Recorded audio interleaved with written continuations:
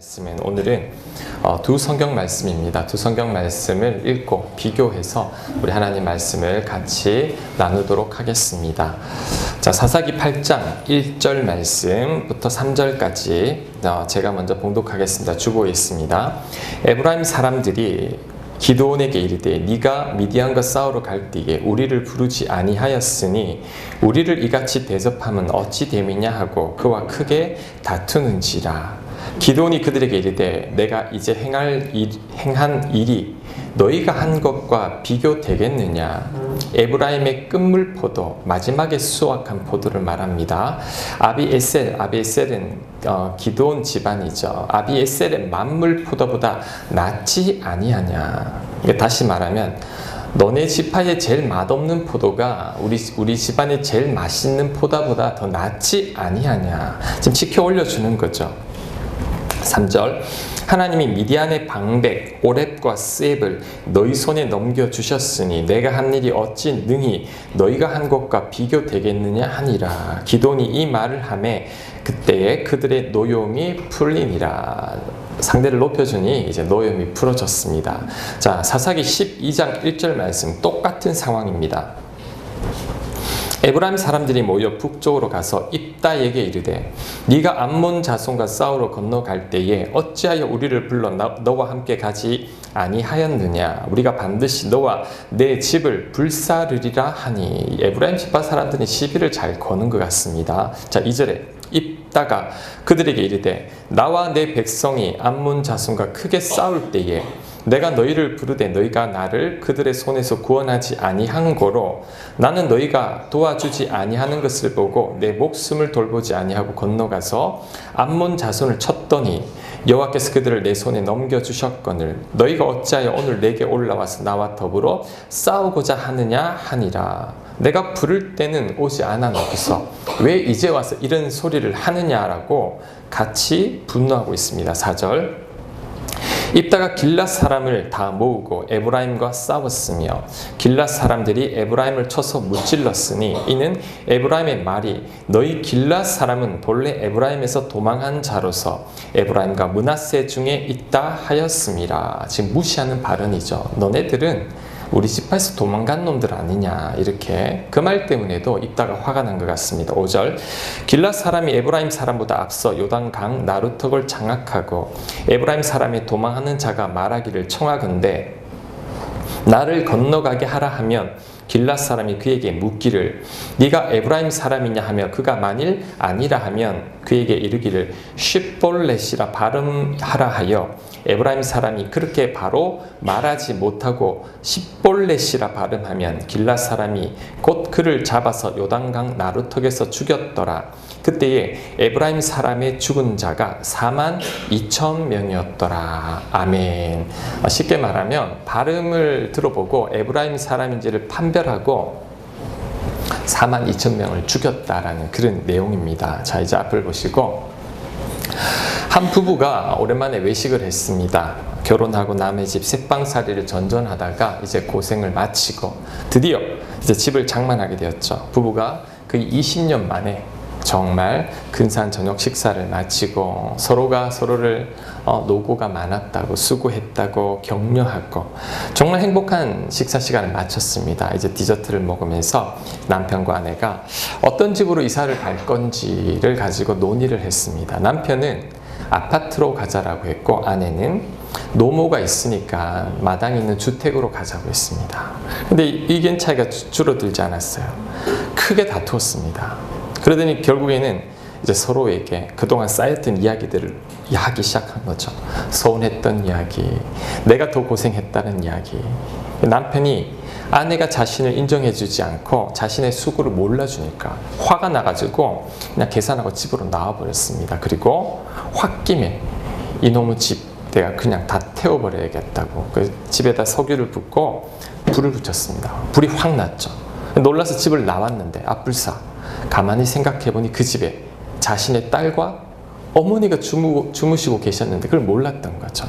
하지만 불길이 너무 커서 불을 끌 수가 없었습니다. 순식간에 불이 나서 딸도 죽고 어머니도 죽었습니다. 그 남편은 살인 방화죄로 이제 교도소에 가게 됐고 아내는 하룻밤에 20년 넘게 고생한 그 모든 수고가 다 날아가 버리고 딸 죽고 어머니 돌아가시고 남편은 감옥에 있고 본인은 집도 없이 이제 떠돌이 신세가 되어버린 거죠. 2002년도에 실제로 있었던 이야기입니다. 제가 기사에서 읽었던 일을 예전에 스크랩해 두었던 건데 제가 왜 이런 이야기를 하느냐면 분노가 이렇게 무섭습니다. 제가 한 주간 분노에 대해서 묵상을 했습니다. 그러면서 이런 생각을 했죠. 왜 사람들은 분노할까? 그리고 나는 왜 분노를 하는 것일까? 자, 이 두 가지를 묵상하다가 오늘 본문에서 그 해답을 찾았습니다. 자, 오늘 본문은 여러분 읽어보았듯이 똑같은 상황입니다. 에브라임 지파 사람들이 기돈과 입다에게 찾아가서 분노하죠. 왜 우리를 부르지 않았냐고. 자, 여기서 살펴볼 것이 무엇이냐면 왜 화를 낼까? 왜 에브라임 사람들은 분노할까를 잘 찾아보면 우리 주변에서 분노하는 사람들의 원인을 알 수 있습니다. 자, 에브라임 지파 사람들이 왜 분노할까요? 그들은 자신들이 큰 지파라고 자부하고 있었어요. 그런데 이 조그만 지파가 전쟁을 하면서 자신들을 부르지 않은 거예요. 그러니까 무시당했다고 생각하는 겁니다. 나를 좀 인정해 주어야 하는데 자존심이 상했죠. 그래서 전쟁하러 가면서 왜 우리를 부르지 않았냐고 와서 따지고 화를 내는 것입니다. 예전 교회에서 우리 교회 행사가 있었습니다. 외부 손님들이 많이 와서 이제 여자 안내자들이 많이 필요했어요. 그래서 제가 우리 누구한테 부탁을 할까 그러다가 우리 여전도에 부탁을 해야겠다. 왜냐면 우리 여전도에는 우리 젊은 여집사님들 많으니까 안내를 잘 하실 것 같아서 제가 여전도 회장님께 불러서 부탁을 했어요. 이제 행사가 다 끝났습니다. 행사 끝나고 나니까 우리 권사회 회장님께서 저를 화가 나서 저한테 찾아왔어요. 목사님, 왜 권사회에 맡기지 않고 여전도회에다가 맡겼냐고 막 화를 내는 거예요. 지금 그 상황입니다. 에브라임 지파 사람들이 왜 우리를 알아주지 않느냐는 거죠. 아니, 우리 권사들이 있는데 왜 여전도회에 맡기냐고 그렇게 화를 내는 거죠. 자, 여러분, 누군가가 여러분에게 분노하고 있다면 반드시 이유가 있습니다. 자신이 인정받지 못하고 있다고 여기는 무엇인가가 있거나 아니면 자신의 원대로 되지 않은 뭔가가 있다라는 것이죠. 그래서 여러분들, 누군가가 분노한다면 제일 먼저 해야 될 것이 뭐냐면 그 속내를 파악해 봐야 됩니다. 왜 저 사람이 분노하는 것일까? 한 템포 늦추어야 합니다. 저 사람이 분노한다고 나도 같이 분노해버리면 정말 큰 싸움이 일어나죠. 한 템포를 늦추고 왜 저 사람이 분노하는지 그 속내를 파악해야 합니다. 파악하지 않으면 제가 처음에 서두에 말씀드렸던 그런 엄청난 비극이 벌어진다라는 거죠. 오늘 성경에서 기도는 아주 지혜로워요. 에브라임 사람들이 찾아서 따지니까 그 속내를 파악했습니다. 아하, 에브라임 지파 사람들 자기들 인정하지 않았다고 삐졌구나. 그렇게 해서 기도원이 어떻게 설득을 하느냐 하면 노염을 풀라고. 당신들은 두 장군 오앱과 셉 죽였지 않느냐. 당신들이 한 일이 더 큰 일이다. 실제로는 기도원이 한 일이 더 크죠. 그런데 상대방을 높여주면서 당신 지파의 제일 맛없는 포도가 우리 집안이 제일 맛있는 포도보다 더 낫지 않느냐. 어찌 내가 당신들과 비교가 되겠느냐라고 막 치켜 올려줍니다. 그랬더니 이 에브라임 지파 사람들이 노여움이 다 풀어집니다. 인정해 주니까. 그리고 그냥 돌아갔죠. 자, 그런데 입다는 에브라임 지파의 속내를 파악하지 못했습니다. 그냥 이 기돈처럼 에브라임 지파 사람들을 높여주고 인정해주고 우리 실수였다고 다음에 꼭 부르겠다라고 이렇게 적당히 무모하면 되었을 텐데 그는 오히려 이렇게 이야기하지 않았습니다. 분노했죠. 아니, 부를 때는 오지 않고 지금 와서 무슨 소리냐. 그리고 너희들 평소에 우리 지파 사람들 깔봤지. 너네 지파에서 도망간 사람이라고. 감히 우리를 무시해? 그렇게 생각하고 에브라임 사람들에게 전쟁을 일으켜서 다 죽여버렸습니다. 특별히 도망가는 사람들을 죽이기 위해 어떻게 했냐면 요단 강가에 서가지고 발음을 하게 해요. 겉모습을 보면 우리 한국 사람도 그렇잖아요. 이게 뭐 보면 경상도 사람인지 전라도 분인지 서울 분인지 잘 모르잖아요. 그래서 발음을 하게 해요. 쉿볼렛이라 발음하라고 하는데 에브라임 사람들은 쉿볼렛 발음을 못하는 거예요. 쉿볼렛 이렇게 하면 죽여버리는 겁니다. 우리 경상도 사람들 쌀밥 발음 잘 못하거든요.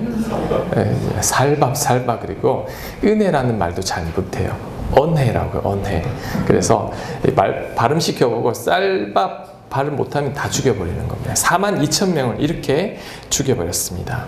자, 똑같은 상황인데 그 속내를 파악하지 못하니까 이런 비극이 생기는 겁니다. 그래서 누군가가 여러분에게 분노하고 있다면 여러분 절대 같이 분노하지 말고 분명히 이유가 있습니다. 그래서 한테푼도 주고 속내를 파악하는 겁니다.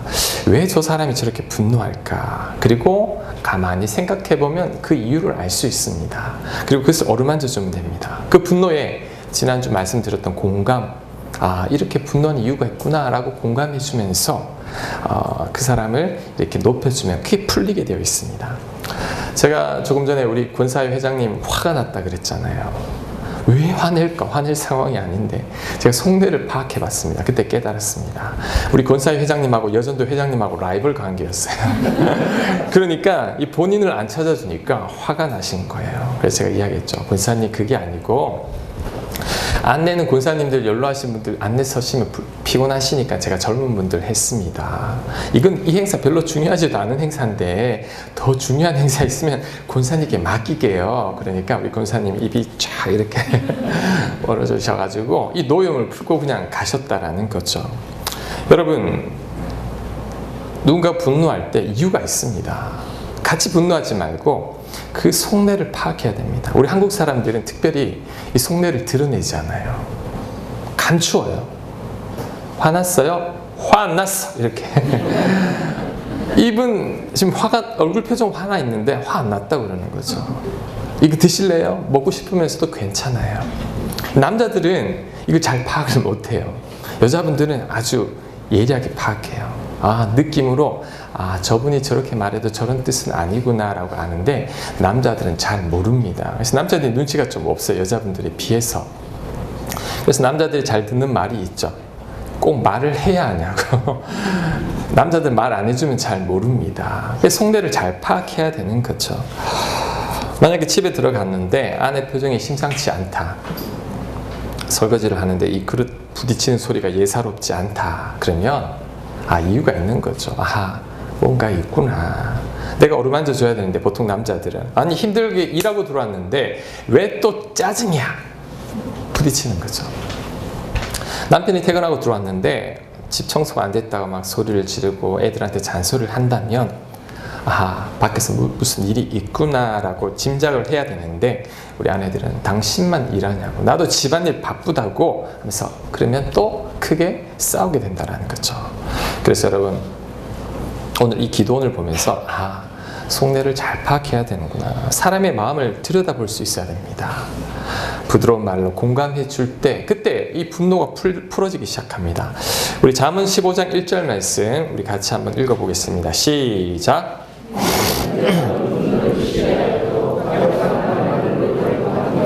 맞습니다. 유순한 대답은 분노를 쉬게 합니다. 그래서 옛 속담에 말 한마디가 천냥 빚을 갚는다고 하잖아요.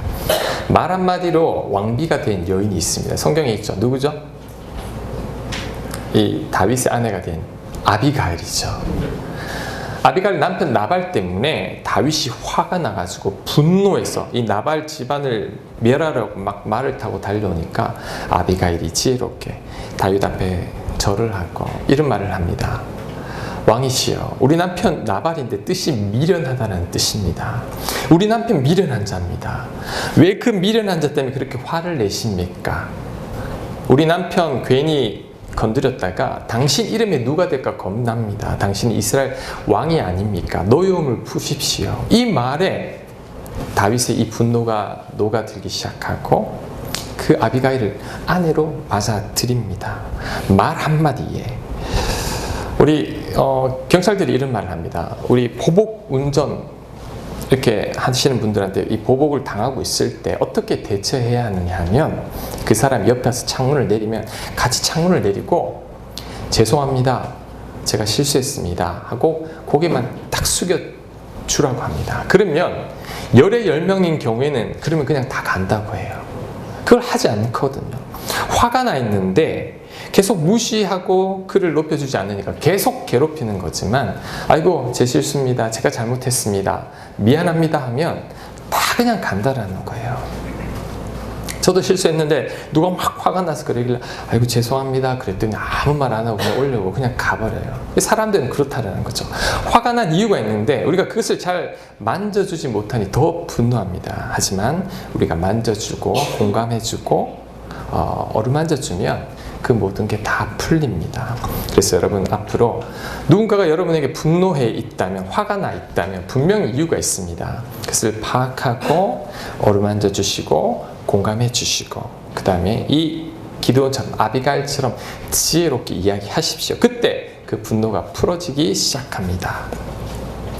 자, 지금까지 상대방이 누군가가 분노했을 때 어떻게 해야 되는지를 살펴보았다면 이제부터는 내가 왜 분노할까를 살펴보겠습니다. 자, 오늘 성경에서 기드온과 입다 두 사람을 봤을 때 똑같은 상황인데 기드온은 전혀 분노하지 않는데 입다는 분노하고 있습니다.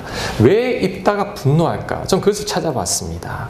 자, 그것이 바로 우리가 분노하는 이유입니다. 입다가 왜 분노할까요? 첫째는 기대하는 마음이 분노를 일으킵니다. 자, 2절 말씀, 우리 사사기 12장 2절 말씀 제가 다시 한번 읽어보겠습니다. 입다가 그들에게 이르되 나와 내 백성이 암몬 자손과 크게 싸울 때에 내가 너희를 부르되 너희가 나를 그들의 손에서 구원하지 아니한 고로. 무슨 말입니까? 도움을 요청했는데 도와줄 줄 알았는데 안 도와주었습니다. 서운한 거죠. 이 거절감에 화가 난 것입니다. 근데 기드온은 이런 도움을 요청하지 않았습니다. 전혀 기대하는 마음이 없죠. 에브라임 지파에게. 그러니까 분노하지 않은 것입니다. 여러분이 지금 누군가에게 분노하고 있다면 그 사람에게 기대하는 마음이 있는 것입니다. 기대하는 마음이 있는데 그 기대가 채워지지 않으니까 내 안에 분노가 일어나는 것이죠. 제가 예를 한번 들어볼게요. 우리 여기 6학년 우리 자녀들이 있죠. 우리 어리잖아요. 이제 엄마가 이 애들한테 너희들은 무조건 좋은 대학 가야 돼. 그러기 위해서는 매일매일 수학 2시간, 영어 2시간 공부해야 돼. 알겠지? 안 하면 안 돼. 주일 빼고 무조건 해. 기준을 딱 세워준 거예요. 쟤들이 할까요? 안 할까요? 절대 안 합니다. 그러면 엄마가 화가 나죠. 너 왜 안 해? 내가 이렇게 하라고 했는데 왜 안 해? 너 내일은 안 하면 정말 혼날 줄 알아? 자, 할까요? 쟤들이? 절대 안 합니다. 더 화가 났죠. 그 다음날 이렇게 말합니다. 너 감히 내가 그렇게 이야기를 했는데도 안 해? 너 앞으로 게임 금지. 그리고 앞으로 정말 이번에 안 하면 너 가만 안 둘게. 애들이 합니까? 안 합니다. 분노만 더 커지죠. 게임도 못 하니까. 기대하는 마음 때문에 분노하는 거예요. 내가 자녀들에게 이런 기준을 내가 세우지 않고 내가 기대를 만들지 않았다면 애초에 분노도 하지 않을 텐데 내가 세운 기준에 그 기대를 정하고 채워주지 않으니까 내가 화를 내는 겁니다. 여러분, 배우자들에게 너무 큰 기대를 걸지 마십시오. 기대하는 만큼 화가 날 거예요.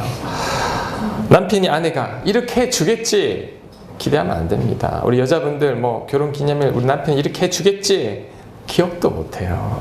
그러니까 이렇게 해준다고 생각했는데 안 해주니까 괜히 혼자 화나는 거예요. 남편은 왜 화를 내는지도 몰라요. 왜 화낼까?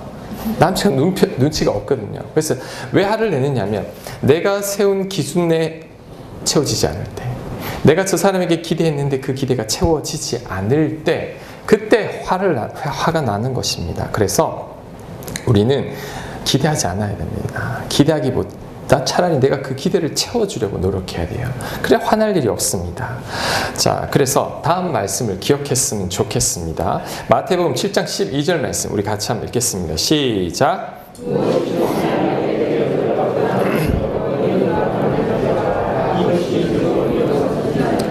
이게 무슨 말씀이죠? 기대하지 말고 기대를 채워주라는 말씀이죠. 여러분, 이 말씀대로만 살아도 여러분 절대 사람들과의 갈등 없습니다. 화나는 일이 없습니다.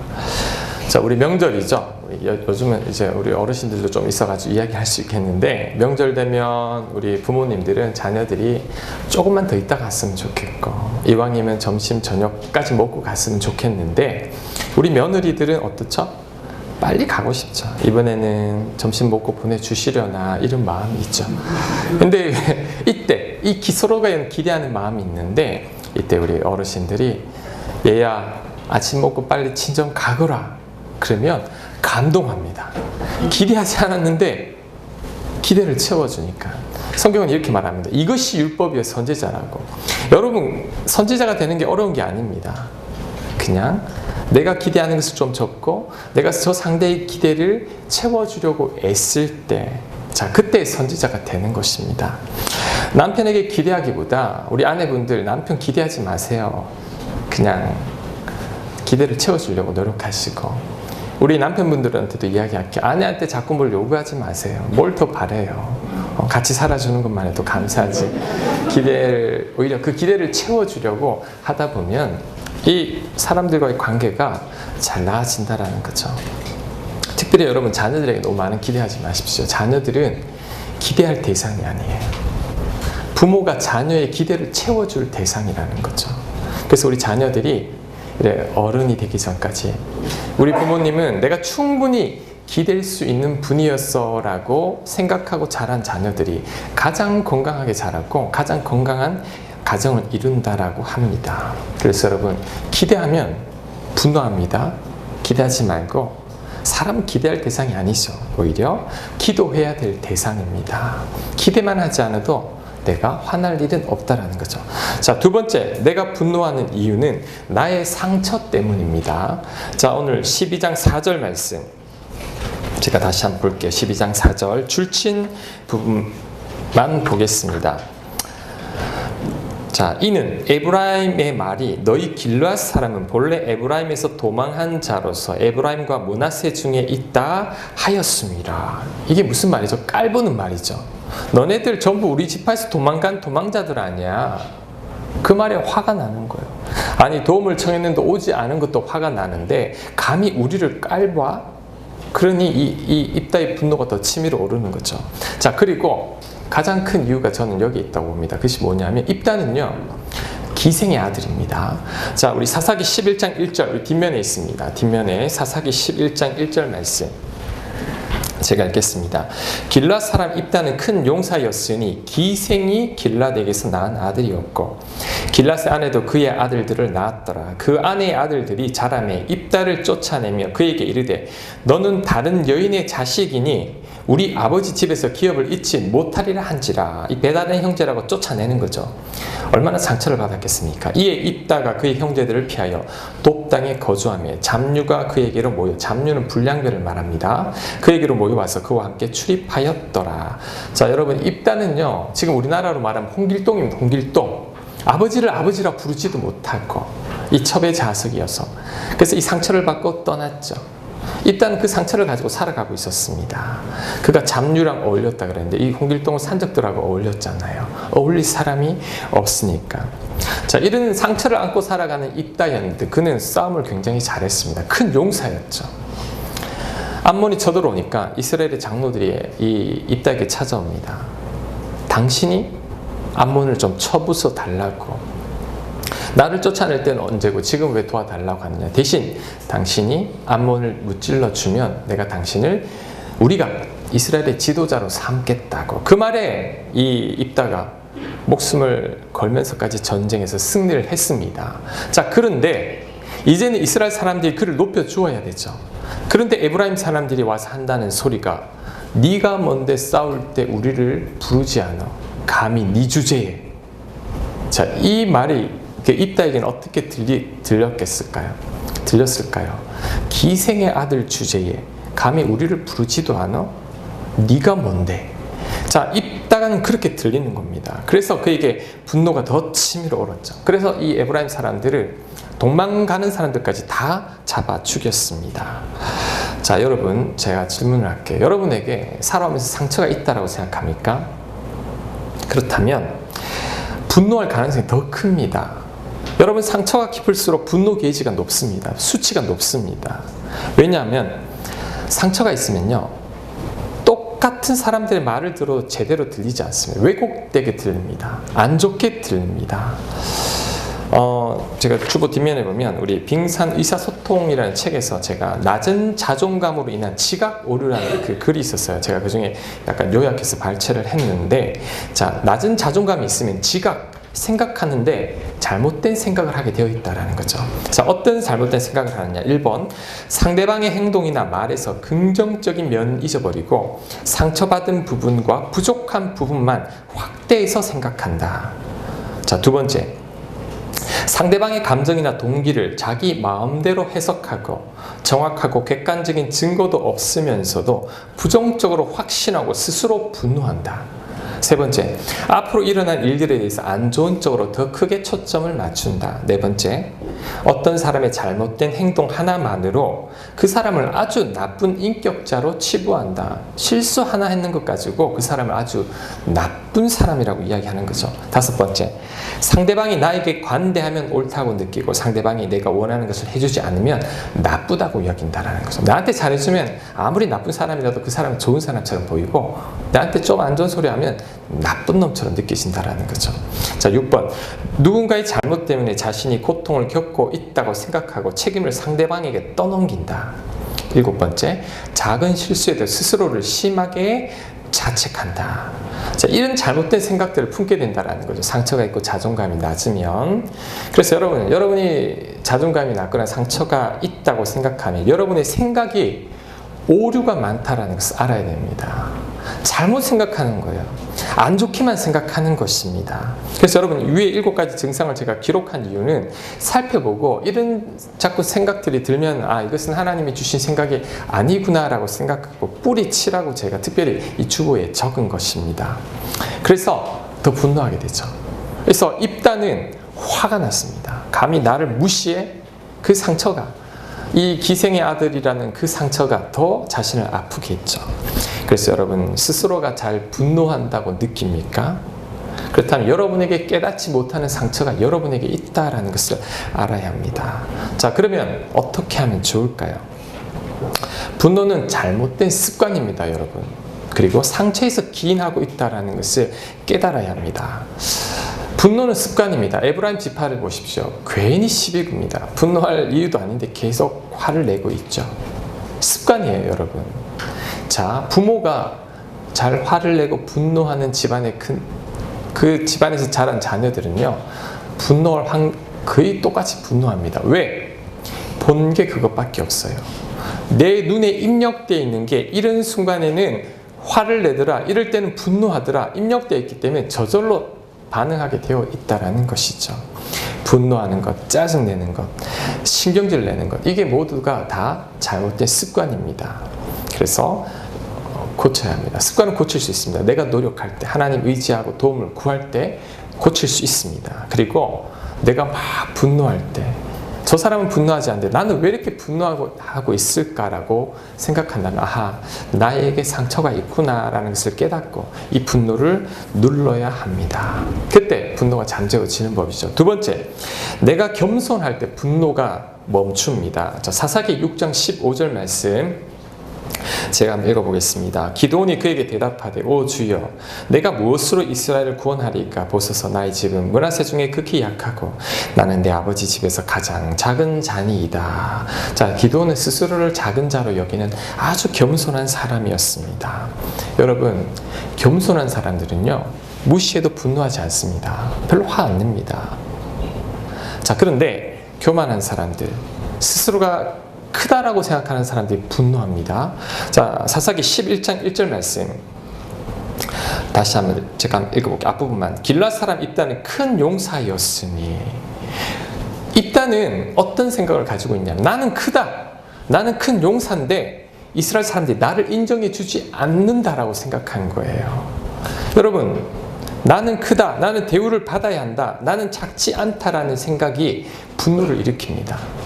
겸손한 자는 분노하지 않습니다. 하지만 스스로 큰 자로 여기고 나는 대접받아야 한다고 생각하고 나는 누군가 인정해 주어야 한다고 생각하는 사람들은 반드시 분노하게 되어 있습니다.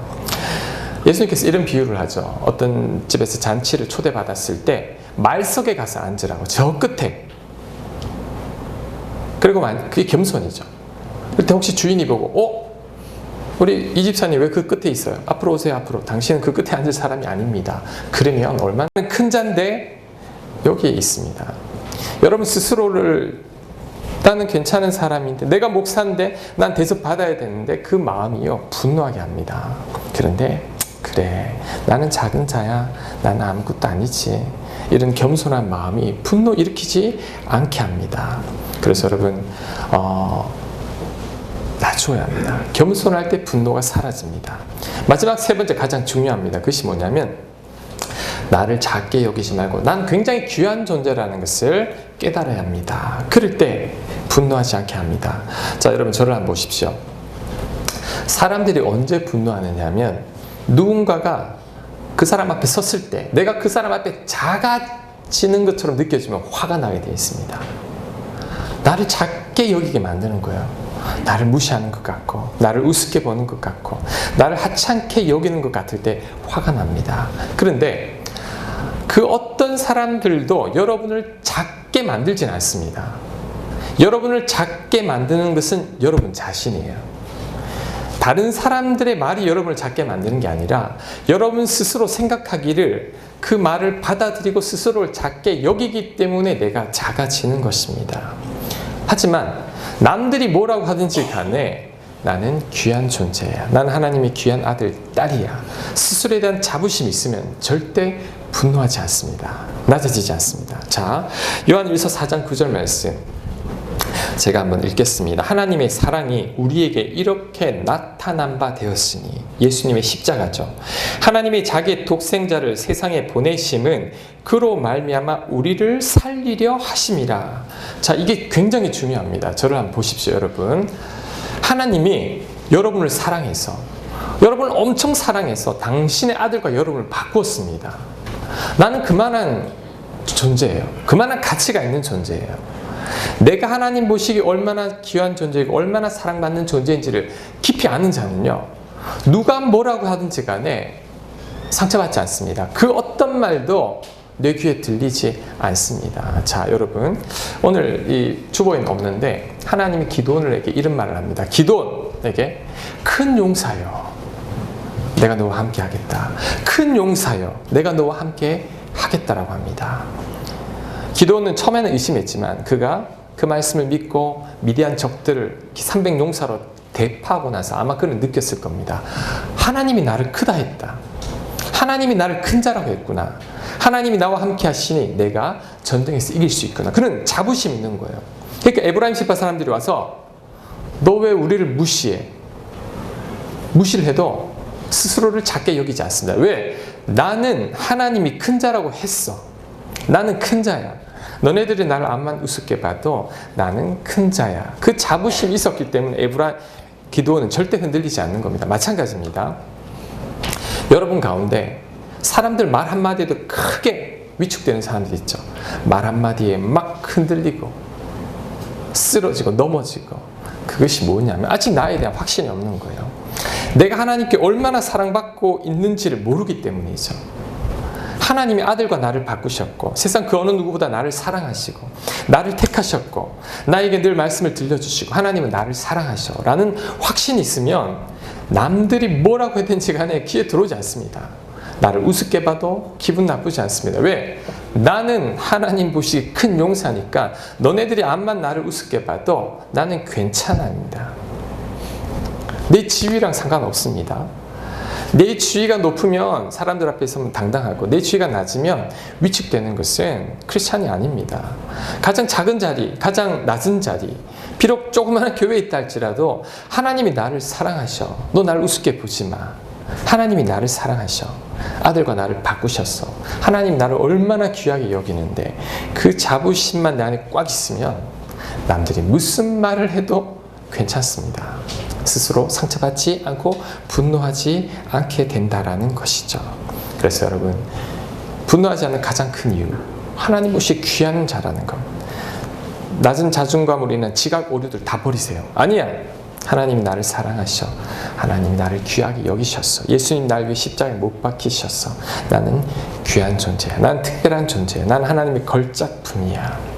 이런 마음을 가지게 될 때 이제 세상 그 모든 소리들이 사라지기 시작하면서 하나님 안에 평안함을 누립니다. 분노하지 않게 되는 것입니다. 자, 말씀 정리합니다. 여러분, 저 사람이 왜 분노하죠?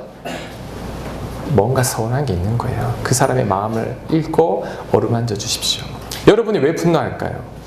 기대하는 마음, 여러분의 상처들, 그리고 여러분 크고자 하는 그 교만한 마음, 그리고 내가 하나님이 얼마나 사랑받는지를 알게 되는 그 분노에서부터 완전히 자유로울 수 있습니다. 오늘 이 말씀을 기억하면서 이제는 분노하는 사람들을 어루만져주고 여러분 또한 분노를 이길 수 있기를 간절히 축원합니다. 아멘. 우리 다 함께 일어나서 우리 오늘 특별히 우리 아바 아버지 우리 같이 한번 찬양하겠습니다.